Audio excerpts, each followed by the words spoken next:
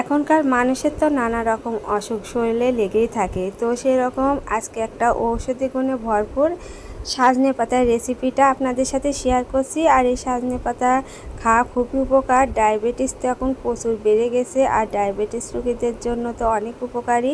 আর চোখের দৃষ্টিশক্তি বাড়াতেও খুবই সাহায্য করে এই সজনে পাতা। তো আজকে কিভাবে রেসিপিটা করছি, সজনে পাতাটা ভাজি করছি, তা আপনাদের সাথে শেয়ার করছি। পুরো ভিডিওর সাথেই থাকুন, আশা করছি আজকের ভিডিওটা আপনাদের ভালো লাগবে।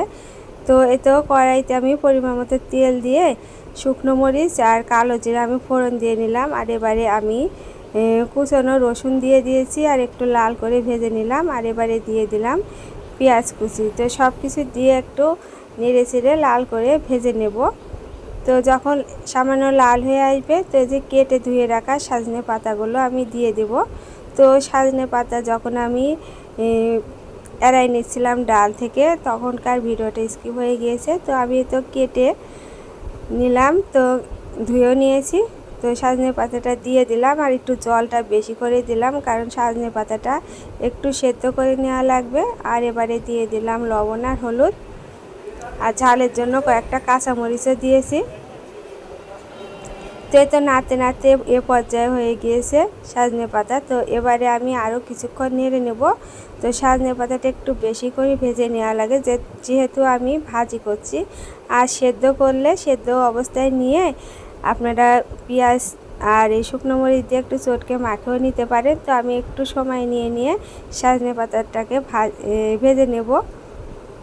তো ভাজি করে নিচ্ছি, আর একটু সময় নিয়ে ভাজি করতে হবে। তো আমার আজকের এই সজনে পাতার ভাজিটা আপনাদের কেমন লাগলো কমেন্টে জানাবেন, এবং আমার চ্যানেলটিকে সাবস্ক্রাইব করে দেবেন। আর যারা ফেসবুক থেকে দেখছেন লাইক এবং ফলো দিয়ে দেবেন। আর এই সজনে পাতার তো রয়েছে অনেক গুণ, আর সজনে পাতা খাওয়া তো খুবই ভালো, চোখের জন্য তো অনেক উপকারী।